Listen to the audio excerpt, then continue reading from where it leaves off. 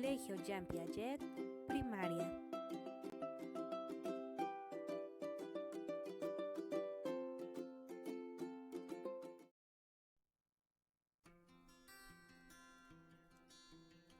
Hola chicos, me da mucho gusto tenerlos en esta clase de español, sobre todo con un tema tan interesante, las leyendas.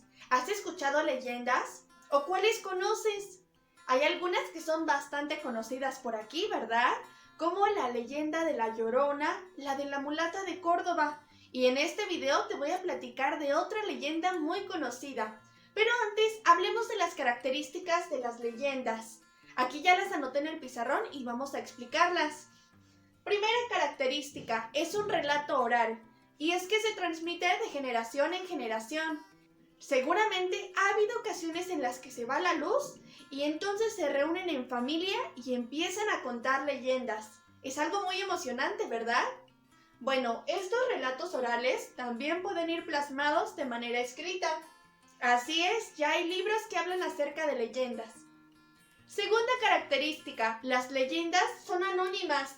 Esta palabra, anónimos, se refiere a que no se ha establecido un autor o un creador de esa leyenda, porque recuerda que las leyendas son relatos orales que se han ido compartiendo de generación en generación. Siguiente, va a narrar sucesos inexplicables, y es que pasan cosas sobrenaturales y misteriosas. Después, en las leyendas también tenemos establecido un tiempo. Muchas de ellas se dan en la época de la colonia o en la época virreinal. También podemos ver que se establece un lugar, aunque esto se puede ir modificando, como lo veremos más adelante. Pero se puede establecer, por ejemplo, cerca de un río, como sucede con la leyenda de La Llorona. La gente puede decir que La Llorona se aparece en el río más cercano. Y entonces ya estamos estableciendo un lugar. Incluso te platico que hay leyendas específicas de cada estado de nuestro país. Espero que las podamos investigar en nuestras videollamadas. Siguiente característica, se va a mezclar la realidad con la ficción. Y es que hay elementos reales, como las personas. Pueden ser personas comunes, pero a las que les van a suceder eventos inexplicables, ¿te acuerdas? Por eso decimos que se mezcla la realidad con la ficción. Lo que sigue es que va a ser una creación colectiva y por tanto va a tener variantes. Es decir, de una misma leyenda podemos encontrar diferentes versiones. Y lo veremos con esta leyenda que te voy a platicar. Se titula Mariangula. Estuve investigando y vi que es una leyenda de Ecuador, pero en México también tenemos otra versión de esa leyenda, con el mismo nombre, Mariangula. Y los sucesos que pasan en ambas leyendas, es decir, en la leyenda de Mariangula de Ecuador y en la que tenemos aquí en México, son bastante similares.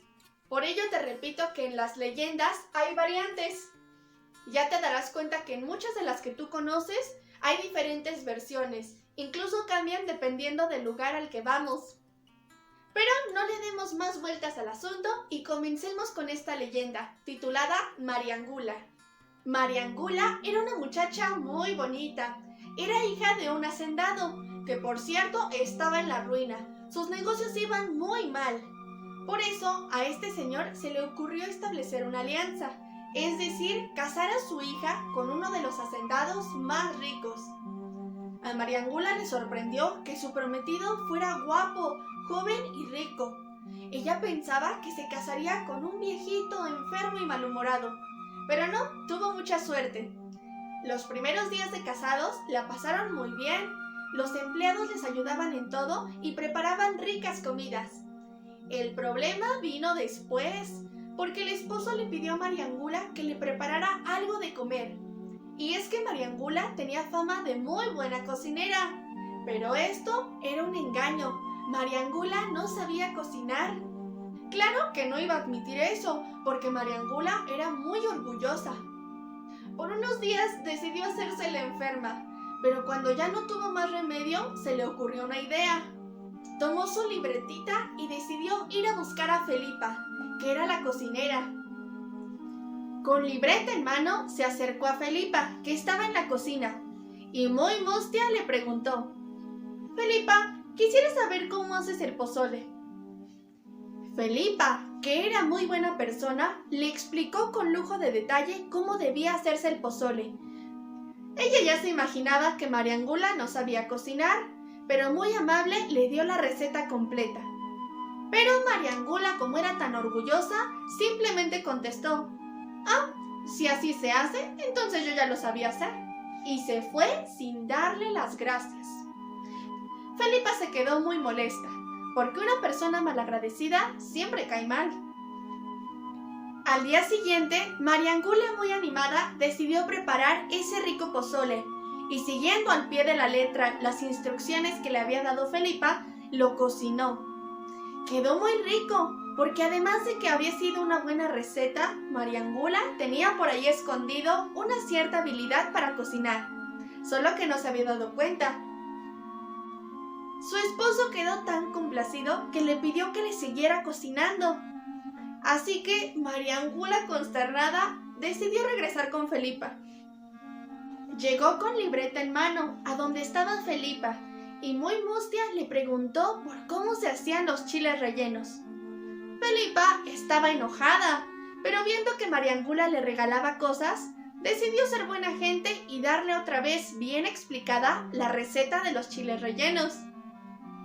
Pero Mariangula, orgullosa como era, otra vez se fue diciendo: «Ah, si así se hacen los chiles, entonces yo ya lo sabía hacer». Y Felipa otra vez quedó bastante enojada. Al día siguiente, Mariangula se puso a cocinar esos chiles rellenos, y una vez más quedaron deliciosos, porque Felipa le había dado muy bien explicada esa receta. Su esposo estaba tan feliz que en los siguientes 3 meses le siguió pidiendo que cocinara. Mariangula seguía acudiendo con Felipa, pero como siempre, muy malagradecida, se iba diciendo que si así se hacía eso, entonces ella ya lo sabía preparar, y nunca agradecía. Un buen día, su esposo le pidió que le preparara una rica pancita. Así que Mariangula una vez más preparó su libreta y fue con Felipa. Felipa ya estaba harta de tanta grosería, así que decidió jugarle una broma y le dijo: «Para preparar la pancita, tienes que ir al panteón a medianoche, fijarte cuál ha sido el último muerto que enterraron, y al día siguiente por la mañana tomar un cuchillo y sacarle las tripas. Después, esas tripas las pones a cocinar». Mientras tanto, Mariangula escuchaba, sin mostrar ninguna sorpresa. Y terminó como siempre: «Ah, si así se hace la pancita, entonces yo ya la sabía hacer». Felipa pensó: «Bueno, yo creo que Mariangula notó que estaba molesta, así ya no será más malagradecida». Pero ella nunca se imaginó que se lo tomara literal. Mariangula esperó en el panteón más cercano, observó cuando llegó el último muerto y a la mañana siguiente tomó un cuchillo y sacó las tripas del mismo. Más tarde la cocinó, siguiendo la receta de Felipa. El marido las disfrutaba tanto sin sospechar lo que había hecho Mariangula. Pero Mariangula lo observaba asqueada. Por la noche, Mariangula no podía dormir pensando en lo que había hecho. Entonces, del estómago de su marido se escuchó que decía: «Mariangula, devuélveme mis tripitas.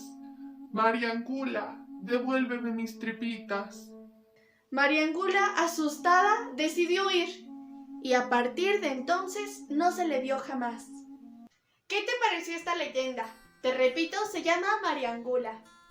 Analizándola con los elementos que dimos al inicio de este video, podemos ver que fue un relato oral.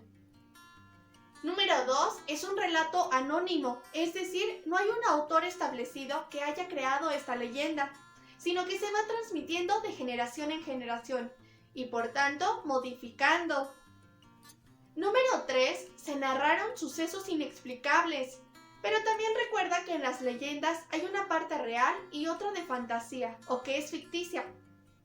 También se establece un lugar, en este caso yo te conté la versión mexicana. Y por último encontraremos variantes, más adelante te compartiré la leyenda en la versión de Ecuador. Y hasta aquí nuestro video de las leyendas. Espero que en familia compartan las leyendas que se saben y después de nuestras videollamadas también podremos contar algunas. Nosotros nos vemos muy pronto y te mando un fuerte abrazo. ¡Adiós!